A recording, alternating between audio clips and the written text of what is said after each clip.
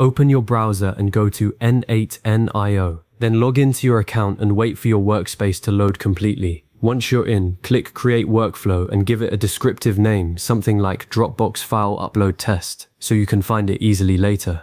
Click the plus button to add a node, search for Dropbox and select the Dropbox node from the list. Wait for the node settings panel to appear on the right side of the editor. That panel is where you'll configure everything. Click the credentials field inside that panel and choose Create New Credential. From the drop-down, pick Dropbox OAuth 2 API and then click Connect Account. A new browser tab or window will open, asking you to sign in to your Dropbox account. Enter your credentials, then review the permissions n8n is requesting. These allow n8n to read, upload, and manage files on your behalf. Click Allow to grant access, then return to your n8n editor tab. You should now see the credential you just created appearing in the credentials field. Select it so the node knows which Dropbox account to use. Under the resource dropdown, choose File. This tells n8n you want to work with individual files. Under Operations, select Upload. This is the most common starting point because it lets you send a file from your computer or from another node directly into Dropbox. The next field, Binary Property, expects the name of the binary data that contains your file. If you're uploading from a previous node like an HTTP request or a Gmail attachment, that node will output binary data with a property name like data. Most of the time, you can leave this field set to data, which is the default.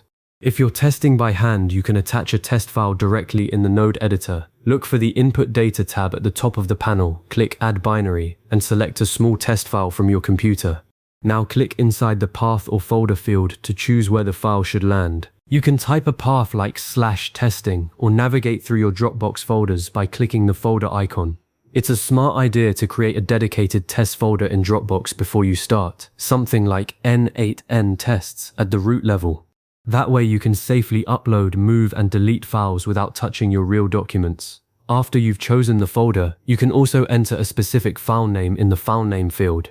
If you leave it blank, n8n will use the original file name from the binary data, which is often what you want. If you want to rename it dynamically, you can use expressions like $has $JSON foldop. Devant data exists from a previous node. Take a moment to review all the settings.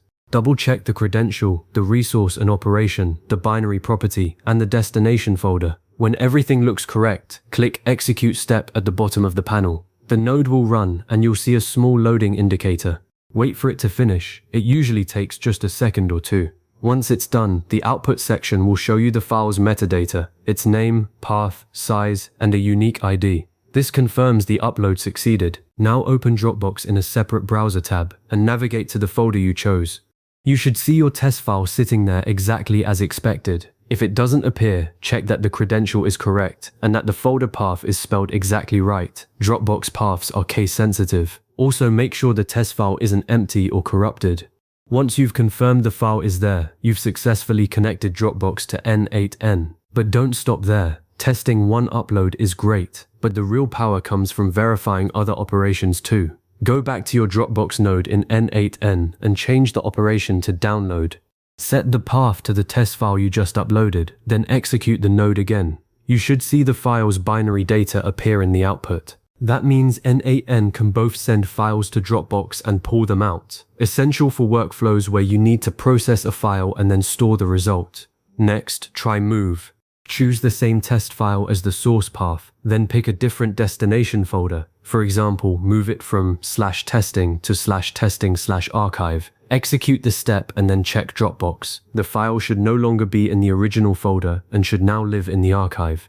This is incredibly useful for automatically filing completed projects or sorting incoming invoices. You can also test copy if you want the file to stay in both places, delete if you want to clean up old files, or create folder to set up new directories on the fly. Once you're comfortable that each operation works, save your workflow by clicking the Save button in the top bar. Then you can start building out the full automation. Connect a trigger node, like a Gmail trigger that fires when an email with an attachment arrives, or a webhook that receives files from an online form. Wire that trigger into your Dropbox node, configure the upload settings to send incoming files to the right folder, and then click Test Workflow. The execution history panel will let you step through each run and see exactly what happened. If you hit an error, it will show you the root cause, maybe a missing credential, an incorrect path, or a file that's too large for your Dropbox plan. Fix any issues, save again, and then click Activate to put the workflow into production. The next time the trigger fires, Dropbox will update automatically. No manual moving, renaming, or organizing required.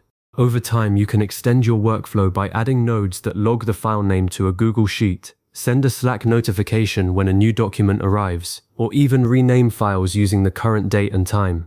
One common pitfall is forgetting that Dropbox paths always start with a / and that folder names are case sensitive. Another is using a binary property name that doesn't match the output from the previous node. If you're not sure, check the output of the preceding node to see what property name it uses. And always test with a harmless file before pointing your workflow at production folders.